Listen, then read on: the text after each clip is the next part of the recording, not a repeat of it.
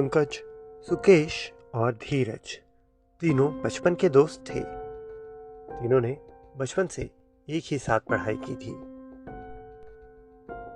12th तो तीनों की साथ में हुई, लेकिन उसके बाद कॉलेज जाने पर तीनों की राहें अलग हो गई। सुकेश ने की इंजीनियरिंग, धीरज ने किया BBA, तो वहीं पंकज ने BSc की थी। स्कूल के बाद अब इन 4 सालों में उन लोगों का मिलना बहुत कम हुआ था। 4 सालों में एक या 2 ही बार मिले होंगे वो। इतने समय बाद आज तीनों एक साथ बैठे थे। जगह थी पंकज का घर और पंकज का बेडरूम। पंकज ही तो वजह था उनके फिर से मिलने की। बात 4 महीने पहले की है, जब पंकज का कॉलेज खत्म हुआ था। पास ही के एक शहर से उसे इंटरव्यू के लिए बुलाया गया था। साथ ही उसके दोस्त को भी उस जॉब का ऑफर था, तो दोनों ने साथ में जाने का फैसला किया। जाना 70 किलोमीटर दूर ही था, इसलिए तय ये हुआ कि वो दोनों बाइक से जाएंगे।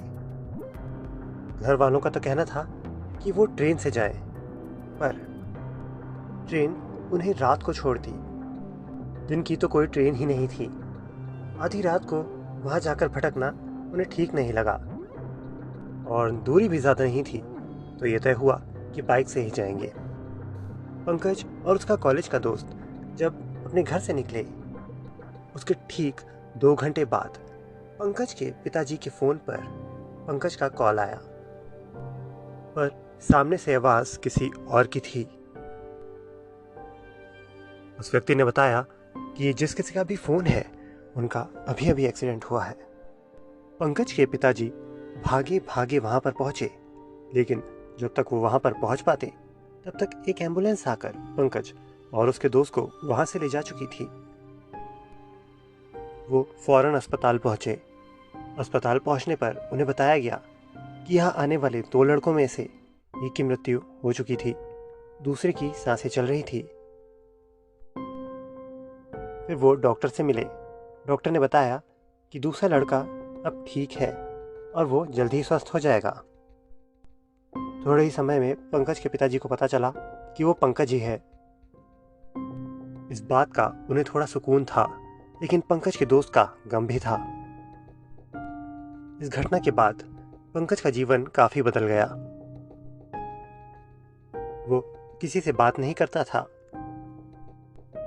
अपने माता पिता से भी नहीं। वो उनसे करता था तो सिर्फ झगड़ा। जो भी दोस्त मिलने आते, उन्हें एकदम अनजानों की तरह देखता, जैसे उन्हें पहचानता ही नहीं हो। बेमन से उनके सामने बैठे रहता।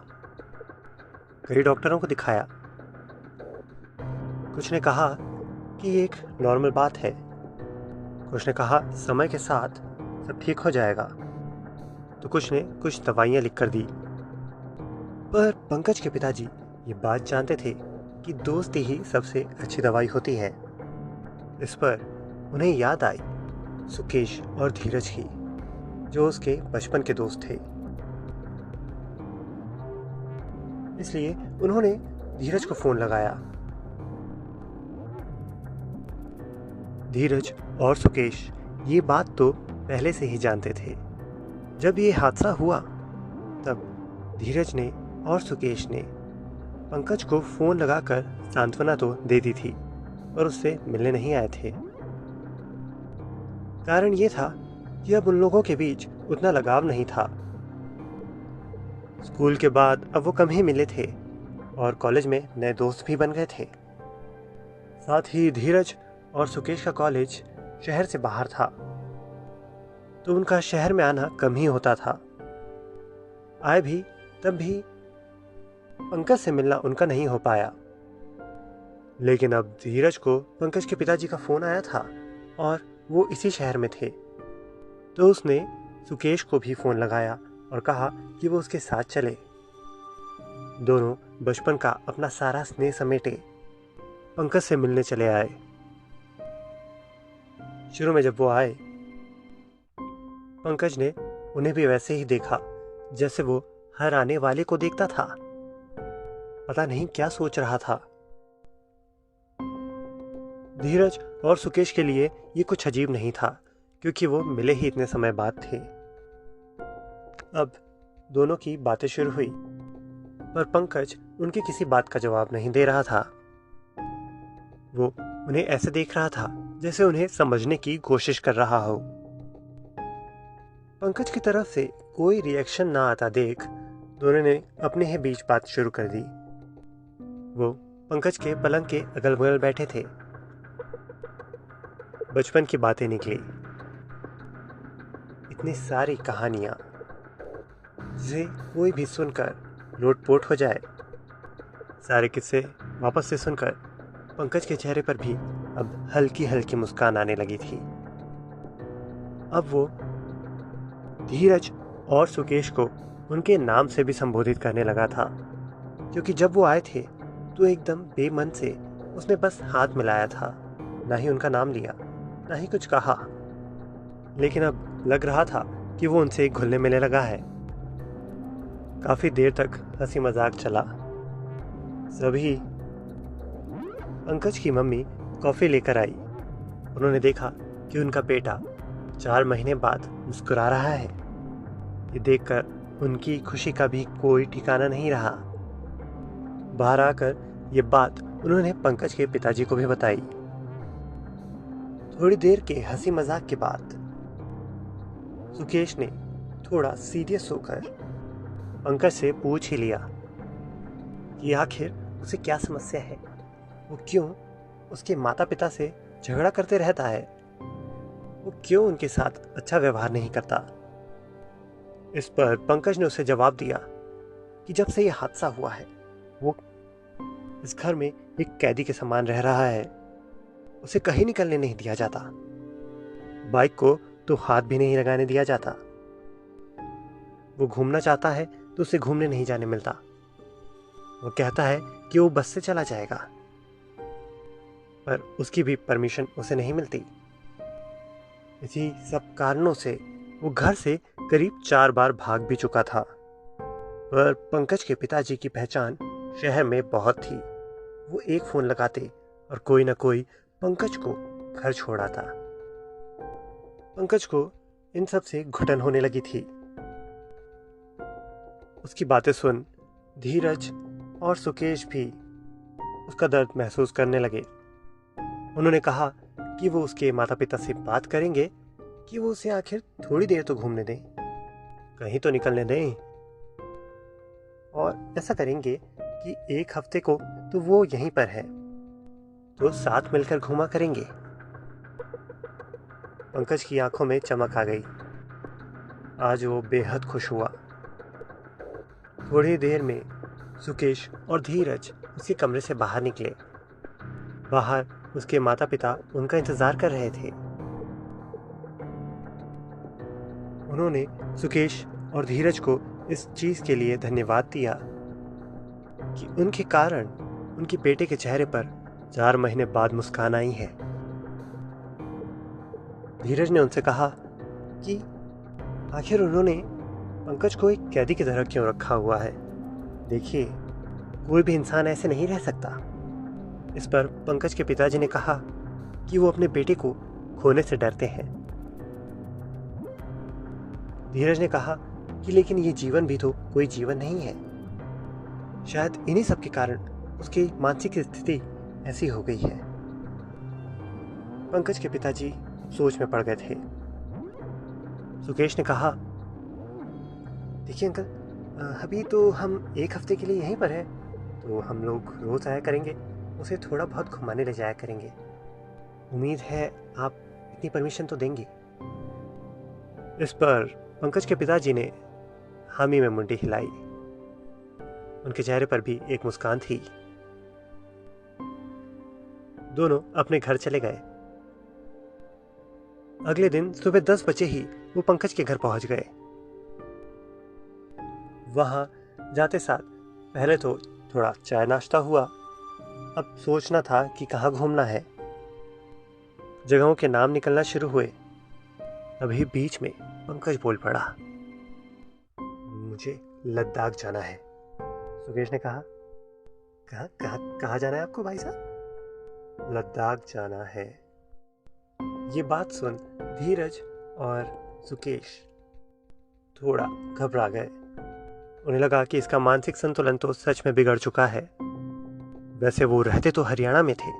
हरियाणा से लद्दाख उतना भी दूर नहीं, पर इतना पास भी तो नहीं। पंकज फिर बोल पड़ा, और जाना भी है तो बाय रोड जाना है। ये सुनकर सुकेश और धीरज ने साफ इनकार कर दिया।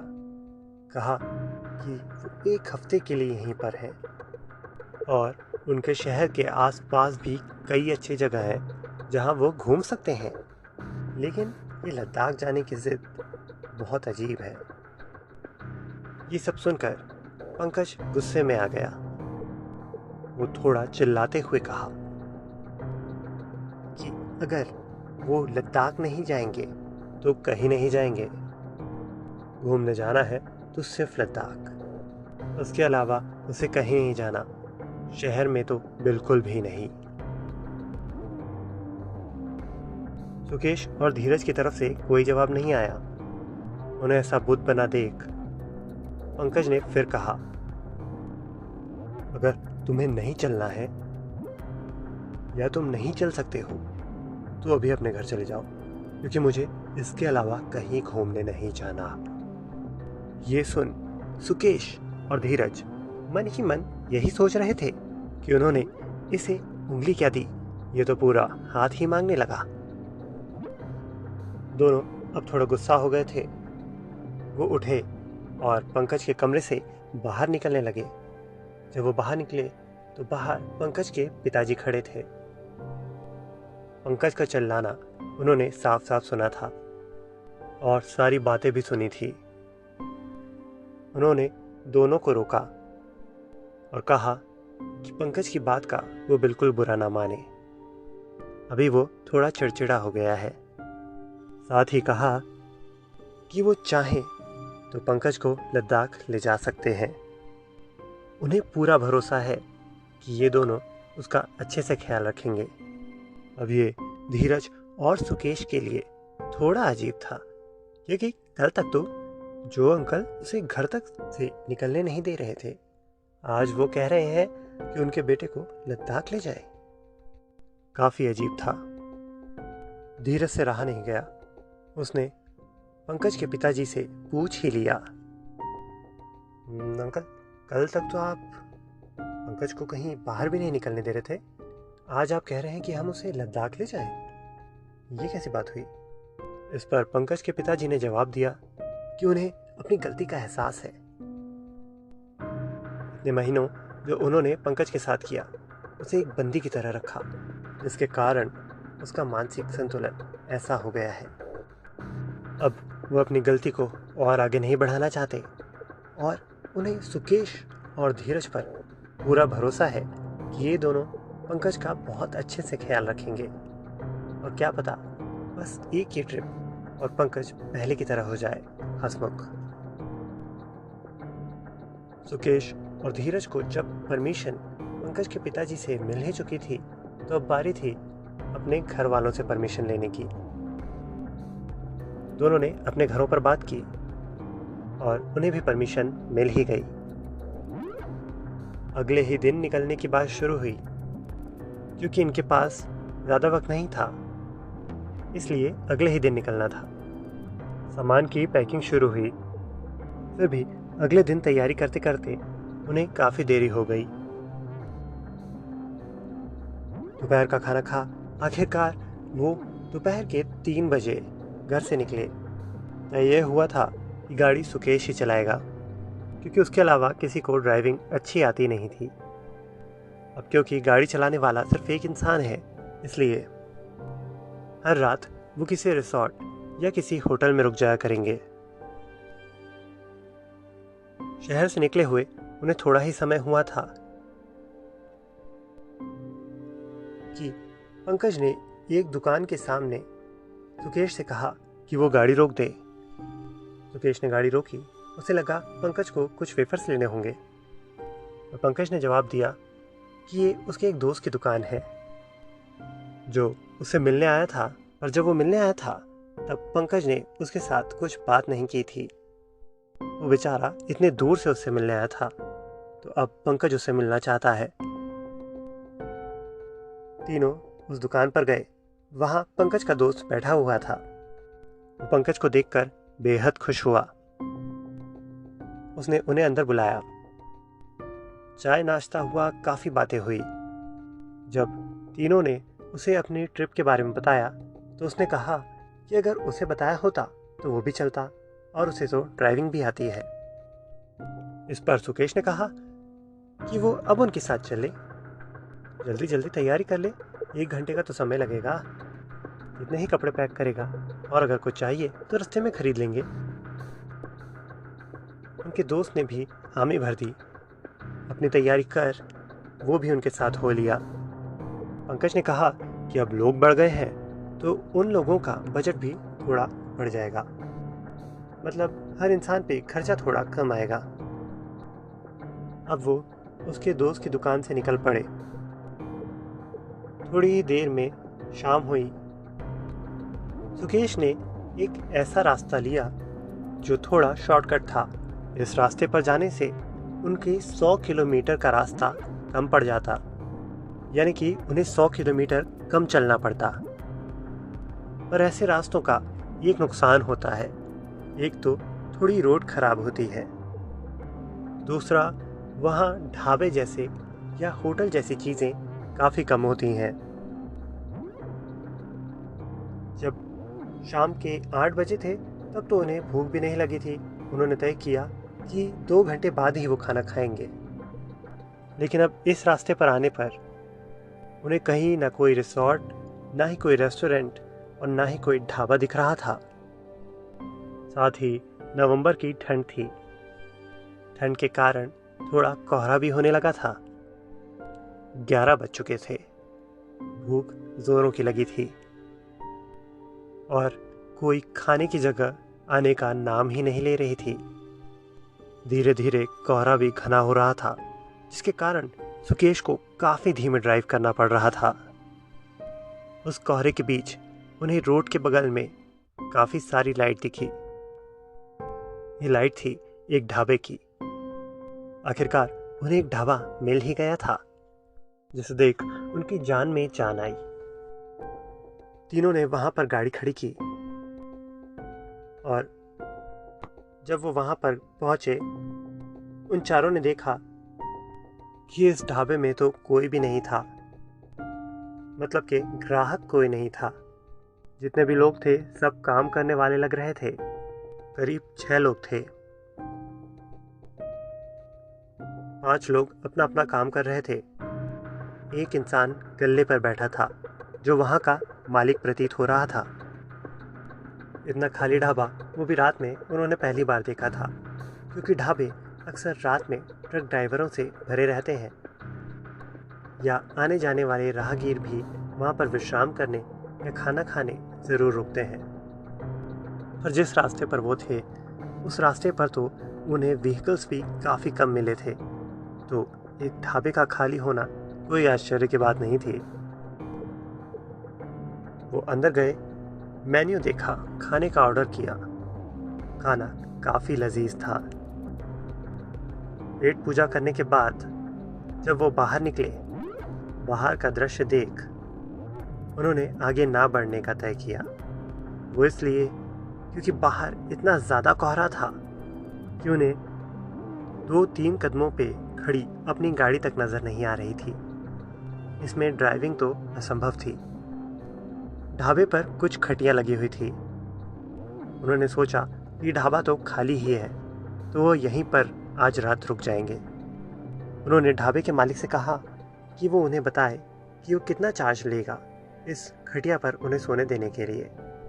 इस पर ढाबे के मालिक ने मुस्कुरा कर कहा कि इतनी सी चीज़ के लिए वो चार्ज नहीं लेता, ये तो एक सेवा है, और वैसे भी यहाँ बहुत कम लोग आते हैं। ये खटियाएँ रात भर खाली ही रहेंगी, तो वो इस पे आराम से विश्राम कर सकते हैं। तीनों 4 खटियाँ अगल बगल लगाकर लेट गए। सुकेश को तो तुरंत ही नींद आ गई, क्योंकि इतनी ड्राइव करने के कारण वो काफ़ी थक चुका था। पर धीरज को नींद नहीं आ रही थी। देखते ही देखते रात के 12 बज चुके थे, पर धीरज की आंखों के सामने नींद का एक कतरा भी नहीं था। थोड़ी देर में रात का 1 बज गया। 1 बजते ही अचानक उस चमकते धमकते ढाबे की सारी लाइट बंद हो गई। शायद लाइट चली गई थी। घुप अंधेरा, ऊपर से ठंड। धीरज के बदन में एक सिहरन सी पैदा हो गई। उसे अंधेरे में डर लगता था। वो चिल्लाने लगा, लाइट चलाओ, कोई है क्या? कोई लाइट चलाओ। इस पर पंकज ने उससे कहा, क्या हुआ? लाइट ही तो गई है, आ जाएगी, क्यों इतना टेंशन ले रहा है? एक काम कर, फ़ोन की फ्लैश लाइट जला ले, मैं भी जलाता हूँ। दोनों ने एक साथ अपने फ़ोन की फ्लैश लाइट जलाई। धीरज उठ के अपने बेड पर बैठ गया। बेड पर बैठते ही उसने बगल में देखा। सुकेश अपने बेड पर नहीं था। उसके बगल की खटिया खाली थी। उसने पंकज से कहा, ये सुकेश कहाँ गया? अरे वॉशरूम गया होगा। देख, मेरा दोस्त भी नहीं है, दोनों साथ में गए होंगे। डरपोक। उनकी बातें चली रही थी कि तभी पास ही एक माचिस जली और उस माचिस से जली एक मोमबत्ती। ढाबे का मैनेजर एक टेबल पे, एक गोल टेबल पर मोमबत्ती बीच में रख के जला रहा था। उसके अगल बगल 2 कुर्सियां भी रखी थी जो खाली थी। एक स्टूल जैसा था जिस पर वो मालिक बैठा था। धीरज ने उससे पूछा,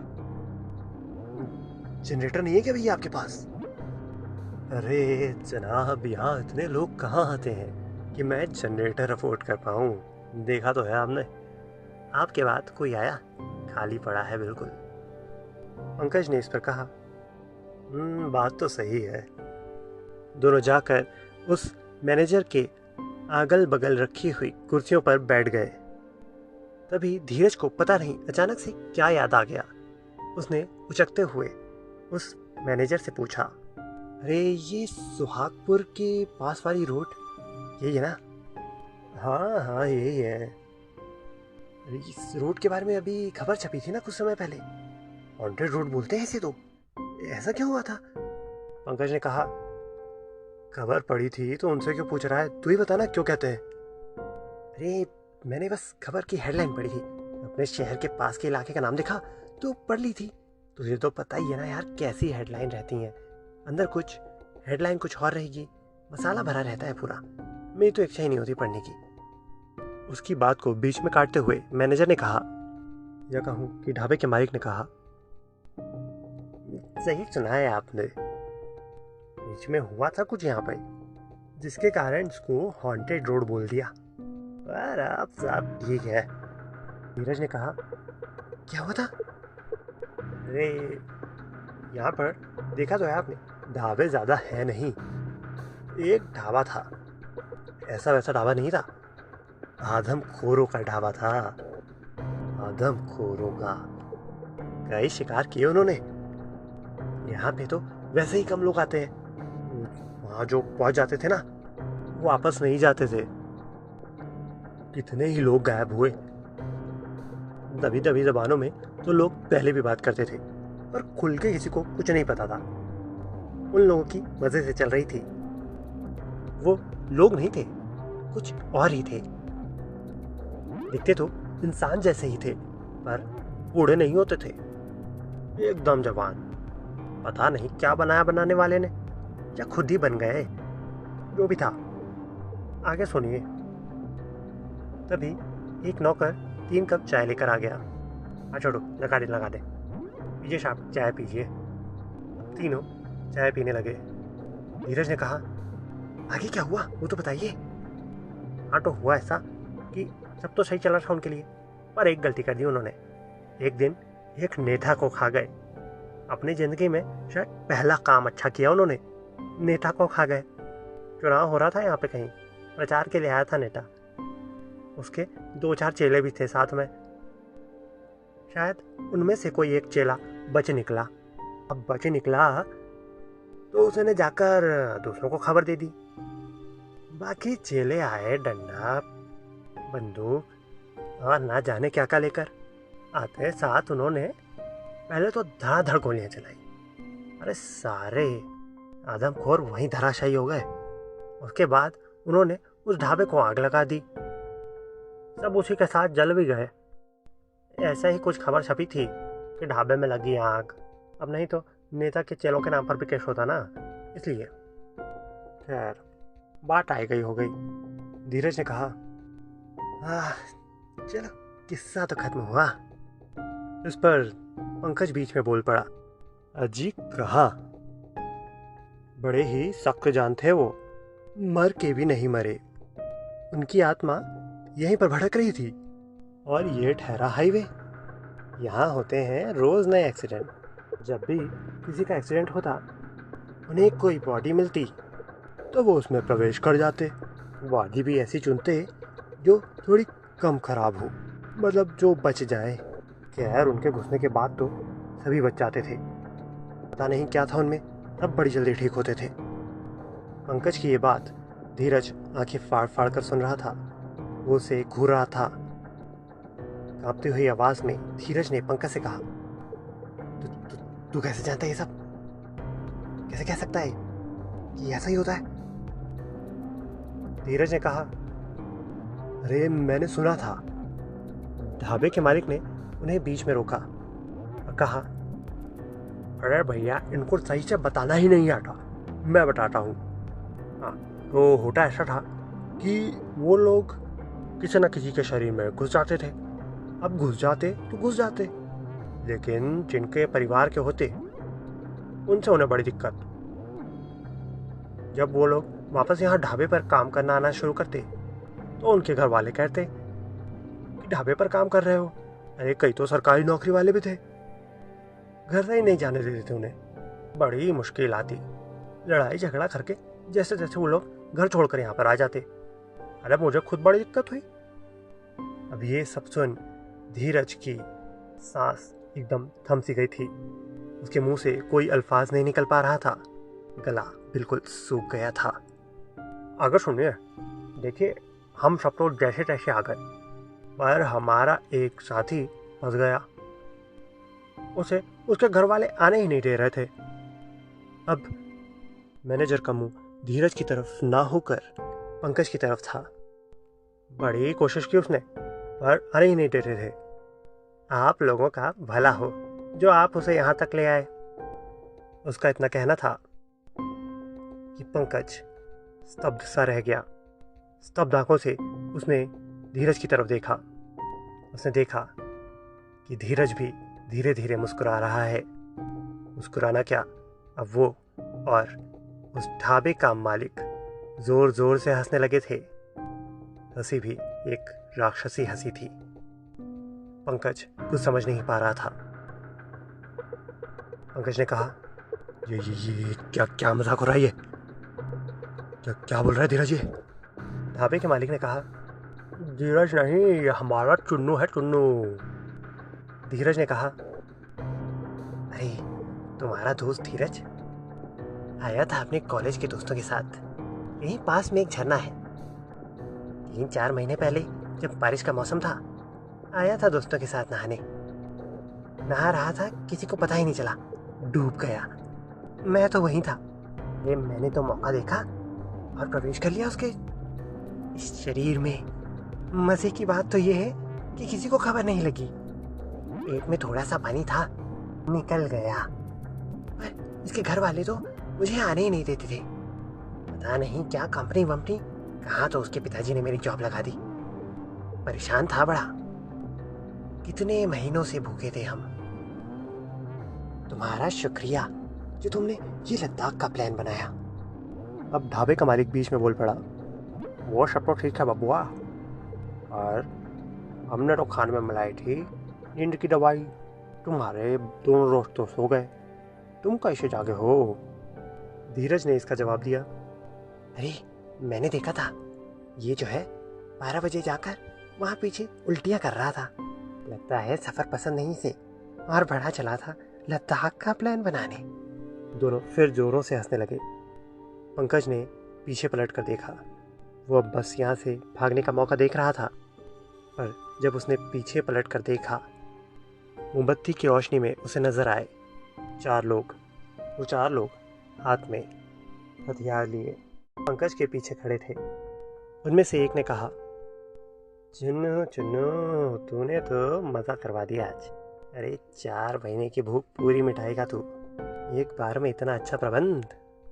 कमाल करते हो, कमाल करते हो। आज सबसे बड़ा हिस्सा तेरा, जा खुश है।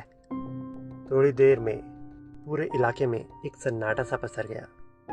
सारी बातें सुनकर पंकज बेहोश सा होने लगा, पर यह बेहोशी चाय में मिली नींद की दवा के कारण थी। 1 हफ्ते बाद भी उनके घर वालों को उनका कोई पता नहीं चल पाया। लद्दाख की पुलिस से कांटेक्ट किया गया। उन्हें लगा कि वो लोग लद्दाख तो पहुंच ही गए होंगे, पर वहाँ की पुलिस भी उनके बारे में कोई जानकारी नहीं दे पाई। कुछ ही समय में बात पाई गई हो गई। दबी ज़बान में आज भी लोग कहते हैं कि वो रोड अब भी हॉन्टेड है, इसलिए वहाँ कोई नहीं जाता। आप सबको मेरी कहानी कैसी लगती है मुझे कमेंट सेक्शन में ज़रूर बताएं। और मैं एक प्रयोग करने वाला हूँ जिसमें मैं अपने सब्सक्राइबर्स की कहानी आपको सुनाऊंगा। उसके लिए मैं कोई एक दिन निर्धारित करूंगा।